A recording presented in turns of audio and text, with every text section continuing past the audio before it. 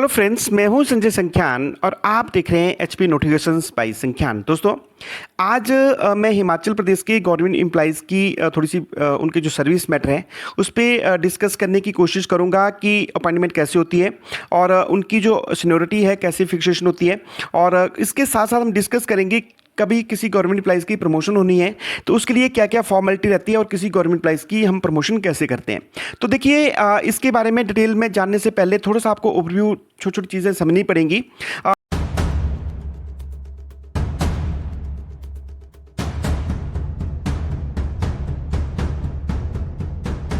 कि एक होता है AD. AD means administrative department. ये किसी भी जो डिपार्टमेंट है इनका सबसे जो सुप्रीम पोस्ट होती है डिपार्टमेंट की उसे हम एडी बोलते हैं। मीन्स सेक्रेटरी डिपार्टमेंट का होगा, एडमिनिस्ट्रेटिव डिपार्टमेंट। उनके नीचे आते हैं एचओडी।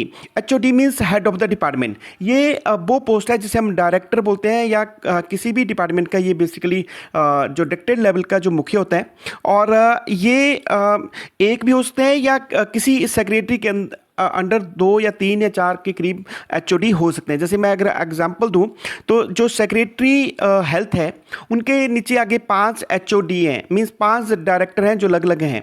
तो एक एचओडी जो के नीचे फिर और जो डिस्ट्रिक्ट लेवल पे जो ऑफिस होते हैं या जो सब डिवीजन लेवल पे ऑफिस होते हैं उन ऑफिस के जो मुख्य होते हैं उन्हें हम बोलते हैं एचओओ।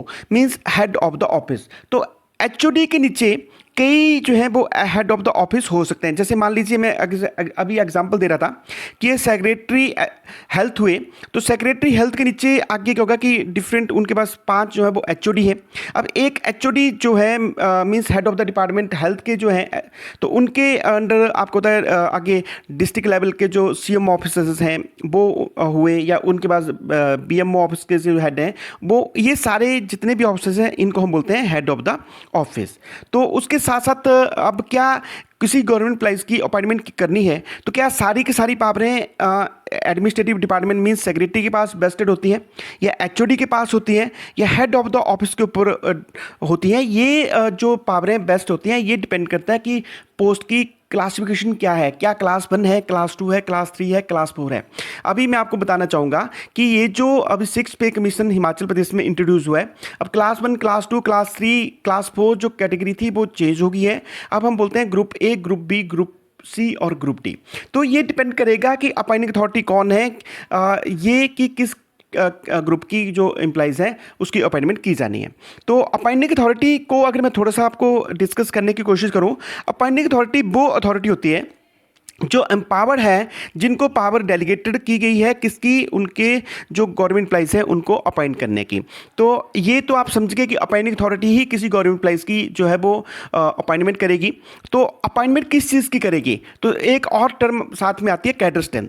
कैडर स्ट्रेंथ, कैडर क्या होता है बेसिकली नंबर ऑफ पोस्ट, किसी भी जो कैटेगरी है उसकी टोटल नंबर ऑफ पोस्ट कितनी है उसे हम बोलते हैं कैडर स्ट्रेंथ। जैसे मान लीजिए एजुकेशन डिपार्टमेंट में मान लीजिए 400 के करीब हमारे पास क्लरिकल पोस्ट है तो क्लर्क की जो कैडर स्ट्रेंथ हुई वो 400 हुई। उसी तरह मान लीजिए JOIT है तो किसी डिपार्टमेंट में मान लीजिए 9 पोस्ट है तो ये 9 पोस्ट जो है इन्हें बोलेंगे कैडर स्ट्रेंथ।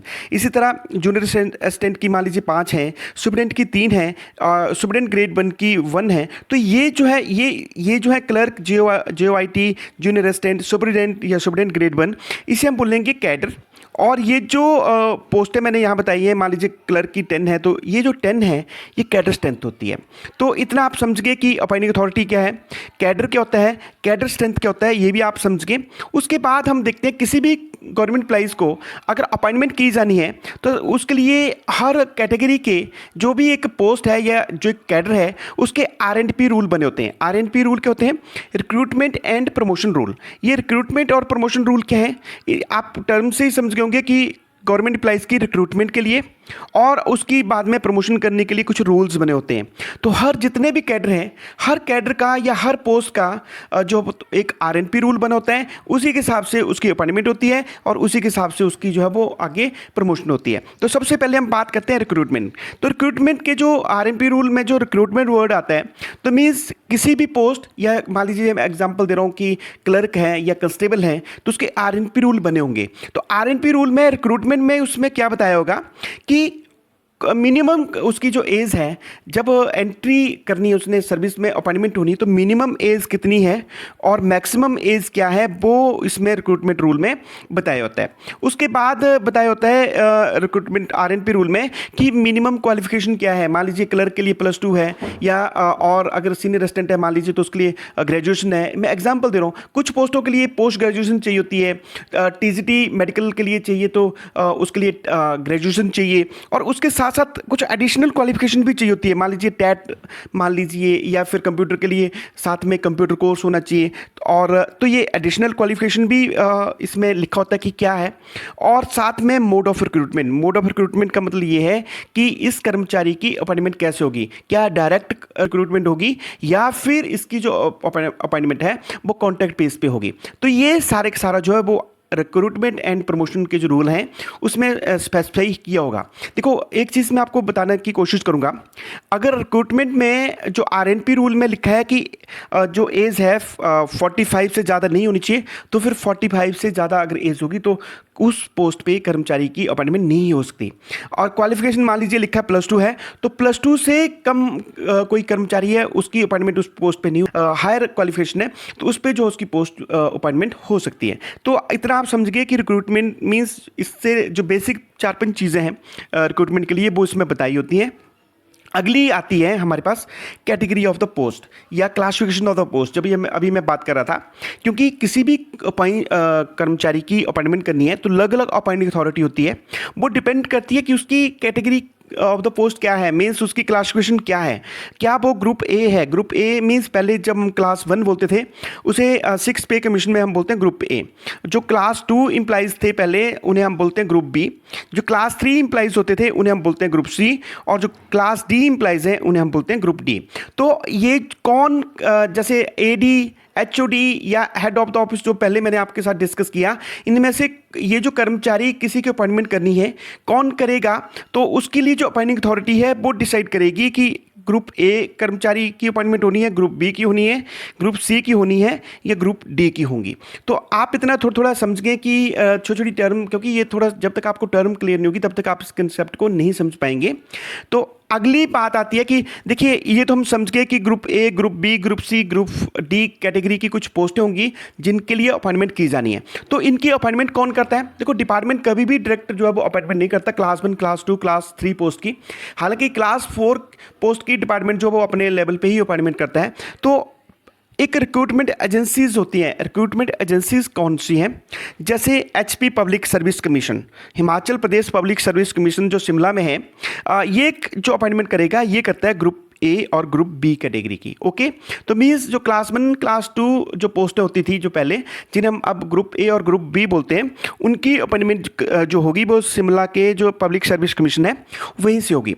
और जो क्लास 3 एम्प्लॉइज़ हैं, देखिए जब इसका नाम पहले Himachal Pradesh subordinate selection board जो हमीरपुर में था ये था, अब इसका नाम भी इन्होंने बदल के रख दिया है Himachal Pradesh employees selection board. और ये जो अपॉइंटमेंट कर रहा है ये करेगा सिर्फ ग्रुप सी की। तो आपका क्वेश्चन ये होगा कि क्लास ए और क्लास बी जो ग्रुप हैं उनकी अपॉइंटमेंट तो पब्लिक सर्विस कमीशन कर रहा है, और क्लास 3 के लिए कर रहा है जो हमीरपुर का एम्प्लॉइज सिलेक्शन बोर्ड है। तो जो ग्रुप डी है या क्लास 4 एम्प्लॉइज हैं उनकी अपॉइंटमेंट कौन करता है? तो देखिए उनकी जो अपॉइंटमेंट होती है, देखते हैं ग्रुप डी के जो एम्प्लॉइज हैं उनकी अपॉइंटमेंट कैसे होती है।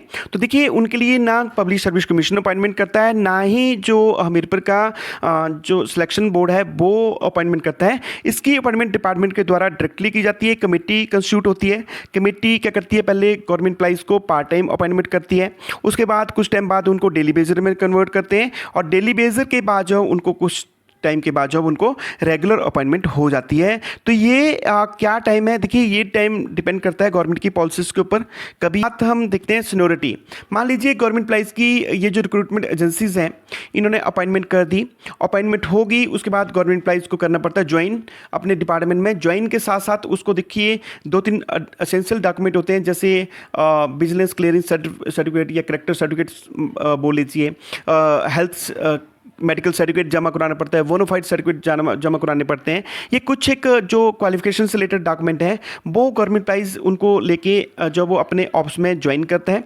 ज्वाइन करने के बाद अगला क्वेश्चन आता है कि सीनियरिटी गवर्नमेंट प्राइज की कैसे फिक्स होगी, कि मीन्स कैसे सीनियरिटी डिसाइड होगी। तो देखिए क्लास 1 से लेकर क्लास 3 के जितने भी एम्प्लॉइज़ हैं इनकी जो सीनियरिटी डिसाइड होती है, जो इनका एंट्रेंस टेस्ट होता है ना, एंट्रेंस टेस्ट में जो इनके मार्क्स आते हैं उसी के हिसाब से इनकी जो है वो सीनियरिटी फिक्स होती है। और जो क्लास डी है ये क्लास डी का डिपेंड करता है इनके लिए जो मार्क्स, क्योंकि इनका भी एक कमेटी बनती है, जो मार्क्स बनते हैं उसी के हिसाब से इनकी सीनियरिटी जो है वो फिक्स डिपार्टमेंट में की जाती है। अगला बात आती है, देखो सीनियरिटी भी समझ गए आप लोग, इनके अपॉइंटमेंट का क्राइटेरिया भी समझ गए, तो कुछ टाइम बाद जो है इनकी होती है प्रमोशन। तो प्रमोशन के लिए मैंने पहले बता दिया था कि हम देखते हैं R&P रूल, रिक्रूटमेंट का प्रोसेस तो हम समझ गए, अगला आता है प्रमोशन के लिए। तो इसके लिए भी हमें जो R&P रूल है उन्हीं को देखना पड़ेगा किसी भी पोस्ट की अगर प्रमोशन होनी है। तो देखिए R&P रूल में जैसे लिखा होगा उसमें देखो क्या क्या लिखा होता है, पहले हम थोड़ा सा ओवरव्यू कर लेते हैं। तो पहले तो हम देखते हैं कि हमारे जो भी कैडर है, कैडर स्ट्रेंथ कितनी है, क्योंकि हर पोस्ट का एक अपना कैडर होता है, तो उसमें कैडर की पोस्ट होती है, उससे ज़्यादा एक भी अपॉइंटमेंट हम लोग नहीं कर सकते, ना ही उस पर एक भी एम्प्लॉइज़ की हम ज़्यादा प्रमोशन कर सकते हैं। तो जब भी हमने किसी गवर्नमेंट एम्प्लॉइज़ की प्रमोशन, क्योंकि एक फीडर डिपार्टमेंट होता है या जो प्रमोशनल चैनल होता है, तो उसमें क्या होता है कि एक पर्टिकुलर पीरियड होता है कि मिनिमम क्वालिफाइंग सर्विस इतनी होनी चाहिए तभी गवर्नमेंट एम्प्लॉइज़ की जो है वो प्रमोशन आगे हो सकती है। तो जब गवर्नमेंट एम्प्लॉइज़ की जो मिनिमम क्वालिफाइंग सर्विस मान लीजिए 3 साल है, 5 साल है, 7 साल है, तो जो भी पीरियड है उससे पहले तो उसकी प्रमोशन नहीं हो सकती। प्रमोशन होगी जब उसका मिनिमम क्वालिफाइंग सर्विस होगी। वो उसके बाद भी अगर मान लीजिए उसकी मिनिमम क्वालिफाइंग सर्विस किसी पोस्ट की, मान लीजिए क्लर्क से जूनियर असिस्टेंट के जो प्लेसमेंट है, आज की डेट में तो प्लेसमेंट नहीं हो रही है, पर मान लीजिए 5 साल बाद पहले क्या होता था कि उसकी प्लेसमेंट हो जाती थी। तो 5 साल पूरे हो गए तो इसका मतलब ये नहीं कि ऐसा जो वो प्रमोशन के लिए एलिजिबल हो जाते थे। फिर देखना पड़ेगा कि क्या जिस पोस्ट पे उसकी प्रमोशन हो रही है क्या वो पोस्ट वेकेंट भी है कि नहीं है। अगर पोस्ट वेकेंट होगी या प्रोस्पेक्टिव 1 साल में जो पोस्ट वेकेंट होने वाली है वो हम एक एस्टिमेटेड नंबर ले लेते हैं। जो भी डीलिंग हेड होते हैं या डिपार्टमेंट क्या करता है, एक एस्टिमेटेड जो वैकेंसी पोस्ट होने वाली होती है उनका नंबर लेके एक उनकी डीपीसी कराते हैं डिपार्टमेंट, और डीपीसी करवाने के बाद क्या है कि उनका एक पैनल बन जाता है। जैसे जैसे जैसे जो पोस्ट कोई खाली होती जाती है उस पोस्ट पे उनकी प्रमोशन जो है वो पैनल से कर दी जाती है। अब डीपीसी की सिलेक्शन कैसे होगी ये मैं कोशिश करूंगा, बहुत बड़ा लंबा टॉपिक है कि डीपीसी में कौन होंगे, कितने टाइम बाद डीपीसी होती है, पैनल की वैलिडिटी कितनी होती है, ये अभी इस वीडियो में डिस्कस नहीं करूंगा, ये हम बात करेंगे अगली वीडियो में। तो आई थिंक काफ़ी कंसेप्ट आपके क्लियर हो गए होंगे। फिर भी अगर आपको इनसे रिलेटेड जो भी हमने डिस्कस किया कुछ क्वेरी है तो कमेंट बॉक्स में जरूर लिखें, हम कोशिश करेंगे उसके ऊपर और ज़्यादा डिस्कस करने की। इस तरह की ढेरों वीडियो आपको इस चैनल पर मिल जाएंगी, चैनल को सब्सक्राइब कर लीजिए। और इस तरह की वीडियो देखने के लिए keep watching HP notification by Sankhyan. जय हिंद, जय हिमाचल। Thank you.